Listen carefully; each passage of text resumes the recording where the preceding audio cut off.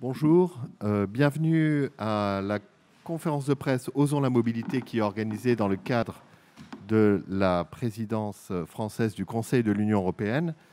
Vous pourrez poser vos questions à Maria Gabriel, commissaire européenne Innovation, Recherche, Culture, Éducation et Jeunesse, à Jean-Michel Blanquer, ministre de l'Éducation nationale, de la Jeunesse et des Sports. Et nous avons aussi deux témoignages, celui de Louise Lemasson, qui est lycéenne et qui va parler de son parcours, et Patrick Tardy, enseignant, qui en fera de même. Voilà, la conférence de presse peut commencer. Merci.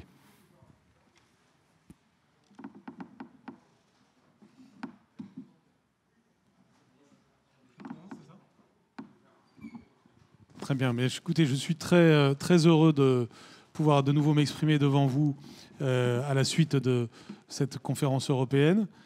Comme vous l'avez entendu avec Maria Gabriel et l'ensemble des acteurs, et notamment mes collègues des États membres, nous sommes très heureux d'ouvrir un nouveau cycle dans l'histoire d'Erasmus, puisque notre objectif, c'est non seulement de valoriser ce qui a déjà été décidé par la Commission européenne, c'est-à-dire le doublement du budget Erasmus, qui a une dimension historique, mais aussi de passer à une nouvelle dimension qualitative, puisque l'objectif est d'aller plus loin dans la reconnaissance de la mobilité. Nous avons désormais un contexte favorable dans ce nouveau budget, 28 milliards d'euros, vous l'avez entendu. Et à l'intérieur de cette somme, nous voulons consacrer 15% à la mobilité scolaire, et que ceci s'accompagne non seulement de la mobilité scolaire professionnelle, que nous avons déjà commencé à promouvoir, et qui est essentielle pour les lycéens professionnels, les apprentis, mais aussi pour tous les lycéens et même collégiens en général. Et ceci signifie que l'on doit en particulier mieux reconnaître les compétences que l'on acquiert dans un autre pays européen lorsque l'on fait une mobilité. Et donc j'ai pu, là aussi, annoncer des mesures à l'échelle de la France pour la reconnaissance de cette mobilité pour les élèves de seconde dès la rentrée prochaine. Et nous allons évidemment aller plus loin au travers d'un processus qui ne s'achève pas aujourd'hui, mais qui commence aujourd'hui, puisque avec mes collègues de la République tchèque et de Suède, nous allons travailler à ce que cette reconnaissance progresse de façon à ce que nous ayons un véritable processus de la Sorbonne consistant à avoir une reconnaissance systématique, une reconnaissance travaillée des compétences des lycéens au sein de l'Europe. Et donc c'est clairement une nouvelle phase qui s'ouvre pour que Erasmus touche toujours plus d'élèves et de manière toujours plus efficace.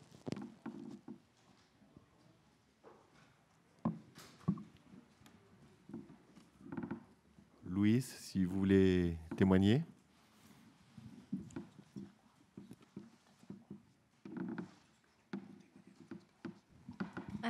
Du coup, je suis lycéenne, je suis en seconde. Et l'année dernière, je suis partie 6 mois en Allemagne grâce au programme Voltaire. Donc, j'étais en 3e, je suis partie en février et je suis revenue en août. J'ai appris l'allemand et c'était super enrichissant comme expérience. J'ai découvert une nouvelle culture, j'ai découvert plein de gens et puis ça m'a fait prendre confiance en moi. Je suis devenue plus responsable grâce à cette expérience. Et tout ça a été très enrichissant et ça m'a permis d'arriver dans un lycée international où je parle l'allemand, entre guillemets, couramment avec des gens bilingues et internationaux.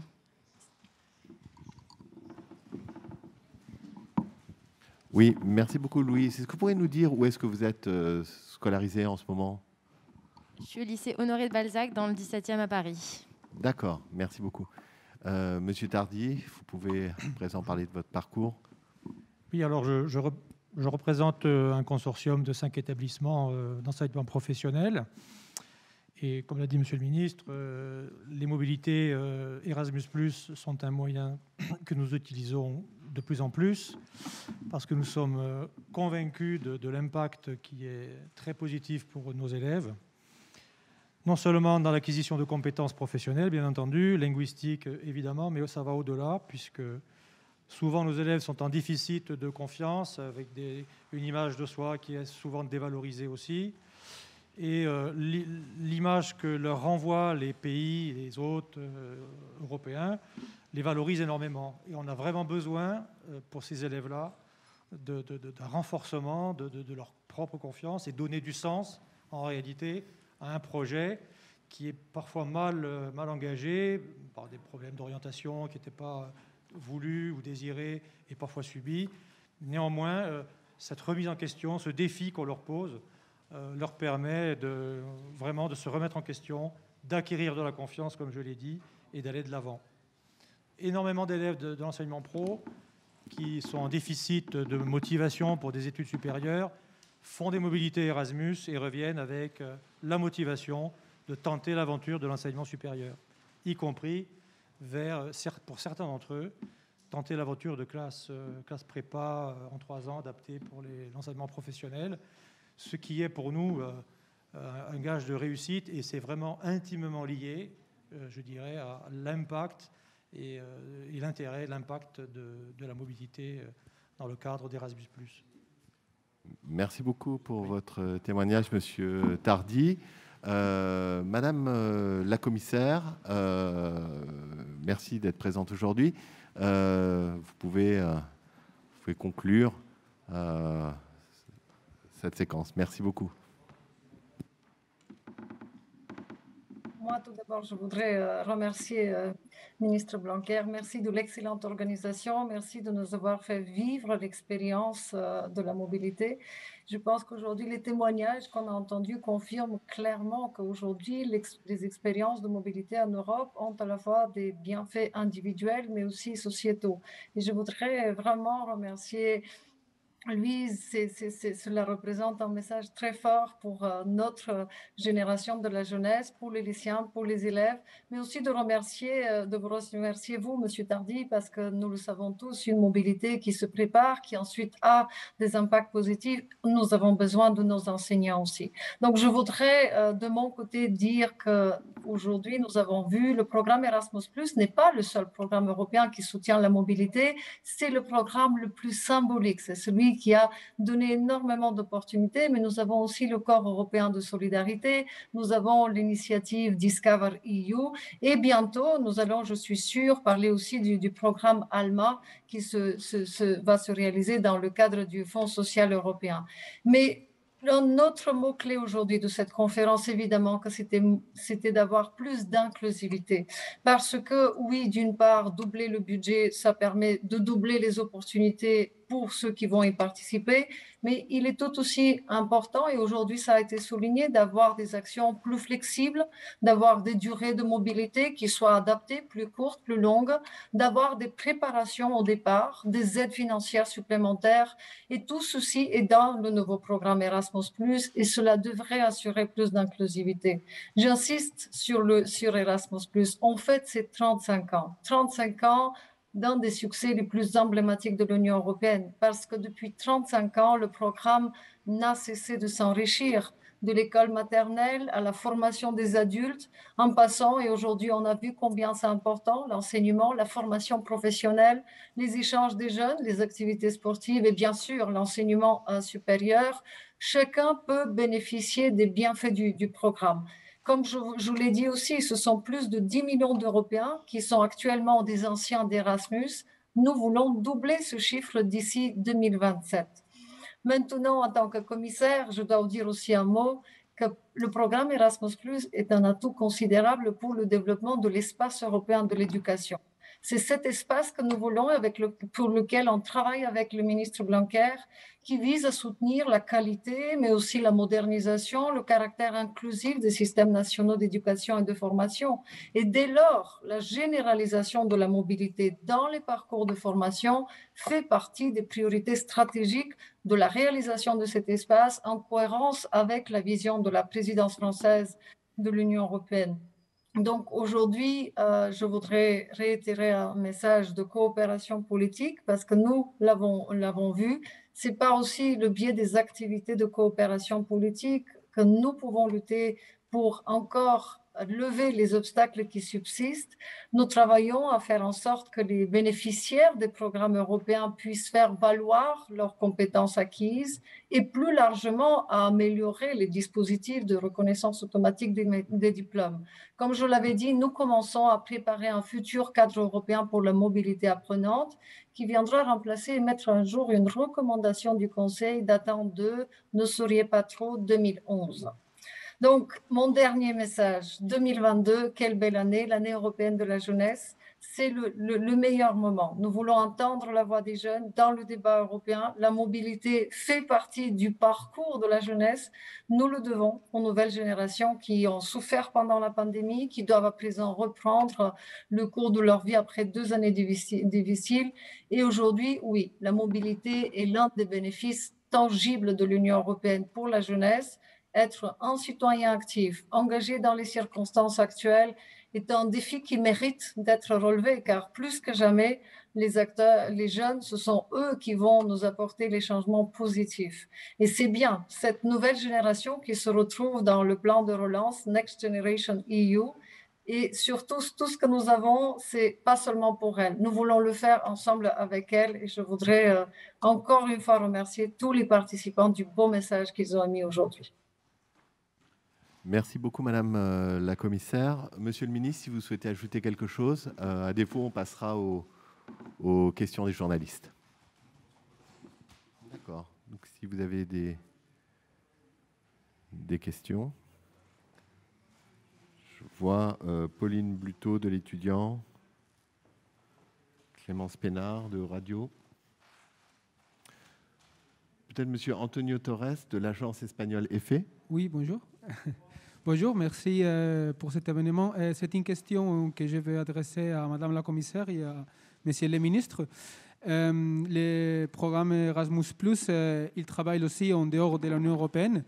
Mais ma question, c'est savoir c'est quelle la place du Royaume-Uni pour les suivantes années, si le Royaume-Uni va revenir à le statut antérieur avec l'Erasmus comme un pays membre actif, ou ça va continuer comme ça, le Royaume-Uni en dehors de ces programmes si importants.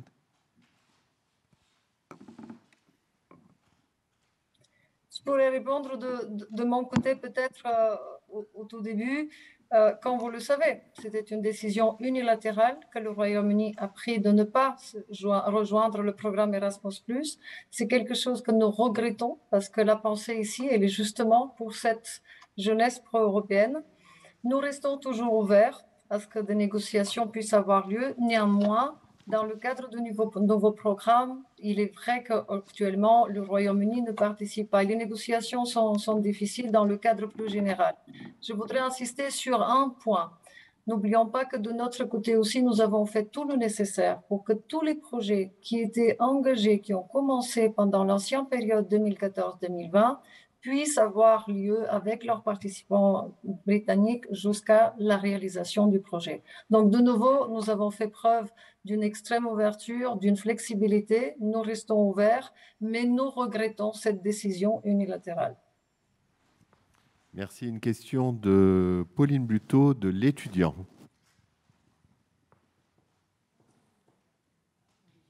Oui, bonjour. Est-ce que vous m'entendez? Oui, on vous entend bien. Parfait, super. J'avais plusieurs questions à vous poser. La première, ça concernait les freins à la mobilité.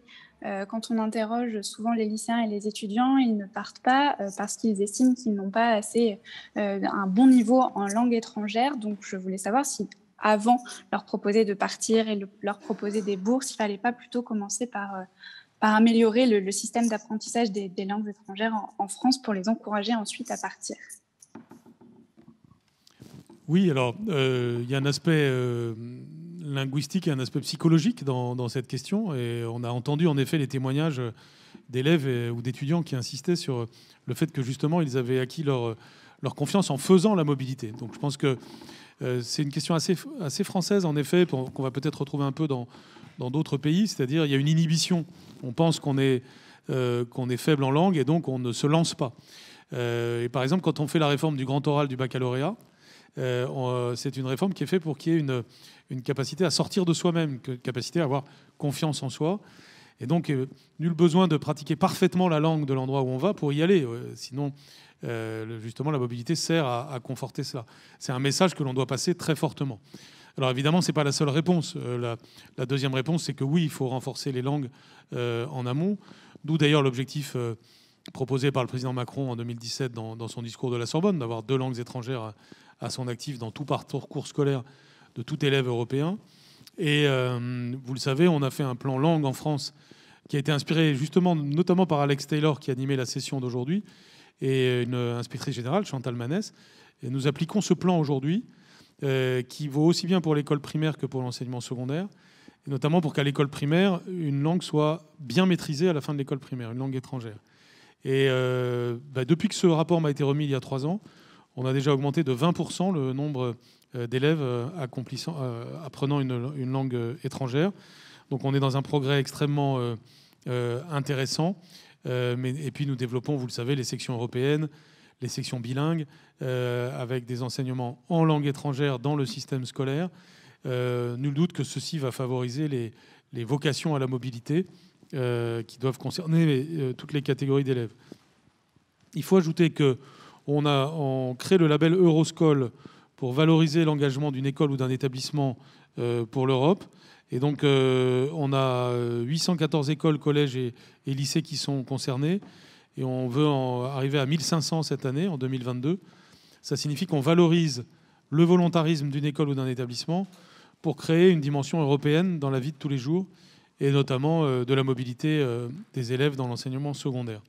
Donc avec tout cela, je pense qu'il va y avoir un effet de booster, comme on dit, de la mobilité. Mais il est exact que sur le plan des langues, de la maîtrise des langues et de la confiance en soi dans l'usage des langues, nous devons continuer à progresser, même si beaucoup de choses ont déjà été enclenchées et cela commence à se voir sur le terrain. Merci, Monsieur le Ministre. A priori, il n'y a pas d'autres questions. Merci beaucoup. Ah, une nouvelle question de l'étudiant. Oui, Madame Buteau. Oui, pardon, j'avais encore 2 autres questions parce qu'il a été question aussi du service civique européen. Je vous avoue que j'ai un petit peu du mal à comprendre ceci parce que l'Agence du service civique propose déjà des mobilités en Europe aux volontaires. Donc, je voulais savoir ce qui allait changer. Et je voulais aussi revenir sur le contrat d'études dont il a été question pour les élèves de seconde et de première l'année prochaine. Est-ce que vous pouvez nous en dire un petit peu plus? Je n'ai pas compris ce qui était nouveau, si c'est sur la reconnaissance, puisque je crois que ça existait donc déjà pour les lycéens professionnels. Voilà, je vous remercie. Oui, alors peut-être sur la première question, on peut répondre en duo avec Maria Gabriel. Donc, il s'agit de renforcer l'engagement des jeunes. Là aussi, c'est une idée proposée par le président de la République. Et donc de contribuer à renforcer l'ambition déjà existante pour Erasmus+ et pour le corps européen de solidarité, en travaillant sur le modèle d'un véritable engagement des jeunes au niveau européen. Donc il s'agit déjà de coordonner les initiatives existantes, comme on en a l'exemple en France avec le service civique, mais tous les pays n'ont pas forcément un service civique. Et puis, vous connaissez le service civique franco-italien ou le volontariat franco-allemand.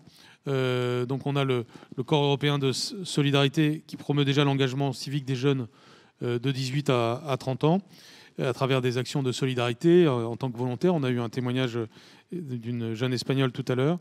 Et l'objectif, c'est toujours de réaliser des missions d'intérêt général. Ça peut aller jusqu'à 12 mois dans un autre pays européen ou même dans des pays voisins de l'Europe. Donc, ce que l'on vise, c'est 270 000 jeunes européens pour la période 2021-2027. Et donc, ça concernerait 10% de jeunes Français sur ce chiffre, donc 27 000. C'est donc assez considérable. Bon, comme vous le savez, en France, on a le service civique qui concerne 600 000 jeunes entre 16 et 25 ans. Et donc notre objectif, c'est de continuer à progresser sur le service civique. Aujourd'hui, il y a 220 000 jeunes en service civique en France, et on veut une complémentarité entre le service civique tel qu'il existe dans différents pays et le volontariat et le corps européen de solidarité. Madame... Et sur la deuxième question, est-ce que je dois partir, donc je vais un peu vite. C'était sur ce qu'apporte le contrat d'engagement. C'est justement une reconnaissance d'un établissement à l'autre. Vous avez raison de souligner que ça existe déjà pour les lycéens professionnels. Donc on voit que ça marche, on a le modèle. Eh bien, nous l'étendons au lycée général et technologique.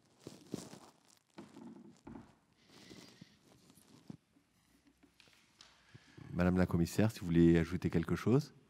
Je vais tout simplement réitérer certains de messages parce que je pense qu'aujourd'hui, il est très clair que le renforcement de ce lien entre la mobilité européenne sous toutes ses formes et les activités axées sur la citoyenneté et la participation à notre société, cela constitue un élément précieux pour nos jeunes, pour les aider davantage à se construire une identité européenne.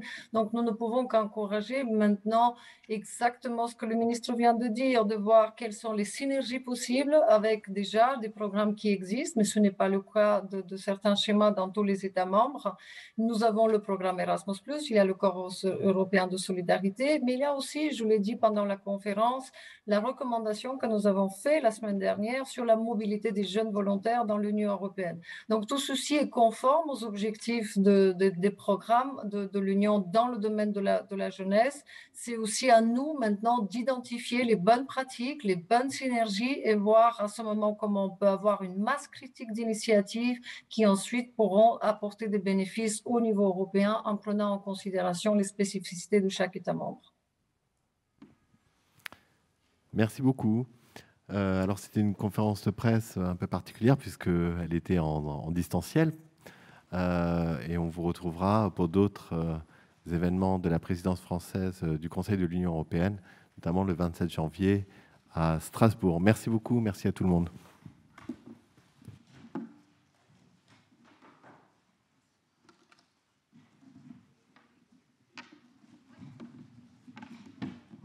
Au revoir Maria, à bientôt.